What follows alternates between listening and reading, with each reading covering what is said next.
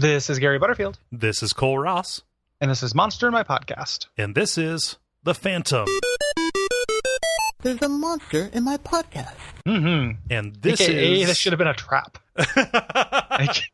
AKA, I know what you're up to, Miyazaki. I know it. What is this here for? Yeah. Why is this a monster?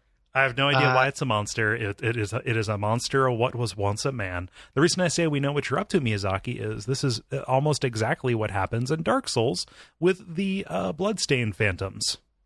Yeah. I mean, or this has always happened with phantoms. Like that's always been a thing where you'd see kind of a ghostly apparition of somebody enacting their own death. Like right. Yeah, that's been around for a long time. Yeah.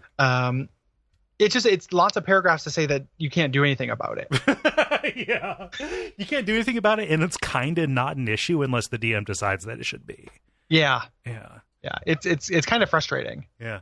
Although, again, we're looking at these percentages, and I think, anybody who reads these books or is trying to enact these things in a game will look at a 1 to 2% chance and say, "Oh, that will never happen." Yeah. It totally will. Like if 1 to 2% of people who ever died against their will turned into phantoms, like the entire world would be nothing but phantoms. Well, I mean, they account for that just through the fact that you can't be like a level 0 scrub. Right. But even then, like if you don't, and it can't be soldiers, like they really, it's like they heard our podcast from the future where we were saying, like, we were going to say like, oh, the world would be crawling with phantoms if this were true. Then they went back and revised it to account for every eventuality. To prevent it, because like it has to be heroes, and like even in if I think of like real life, you can't just be somebody who expects to die in war. Right. So it'd be like there'd be a few phantoms out there, right? But there wouldn't be all that many phantoms. Basically, it would only be Chesley, Sully, Sullenberger. Yeah, and like Teddy Roosevelt. There's like just a couple people who could be phantoms. The original Rough Rider. If you could just go and talk to him. The old bull moose, and it just it probably him doing something dastardly and racist would be his phantom doing that over and over. By the time he died, he was just really sad about his son dying in the Spanish-American War. Yeah.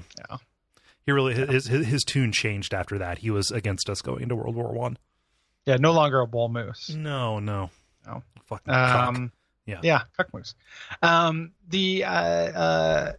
So this guy, like, it just causes fear, but it, like, when I called it a trap, like, it may as well just be like an effect that you have. Like, this is just a DM tool, not a monster. Right. Like, we need to show the player something, or we need to scare them away from something. Right. Because the most frustrating thing is, like, if you avenge their death or get rid of their skeleton or whatever, it doesn't do anything. Right. Like, there's just nothing you can do. Like, this is a non-interactive element of the game. It is literally just there to communicate that a danger is about to happen, or like they try to put a little bit of English on it in the last paragraph, saying that beings from the evil lower planes can project these up to misguide or mislead adventurers in the prime material. Yeah, and they still can't hurt things. Right. Phantoms just can't hurt things, and they just scare you. So it's like, it's not just that, like, to tell you that there might be a danger. It's to tell you that there might have been a danger at some point in history anywhere nearby. Right. Which is always true. It's like how Spider-Man's like spidey sense should always be tingling because he's surrounded by like cholesterol and stuff. There's almost always a satellite overhead. Like, yeah, there's always something that can happen to Spider-Man. Like, there's always the fear of an unknown congenital heart. Oh man, can you imagine if Spider-Man had like a congenital heart defect that was going to kill him at some point, and when he, once that developed, his spider sense just wouldn't stop going off. Well, that's just the condition we all live in, Gary. Yeah, but you'd feel it more. Like, you don't have a spider sense, Cole. I suppose. I do, Gary. It's called anxiety. Brought to you by our backers at patreon.com/Duckfeed.tv.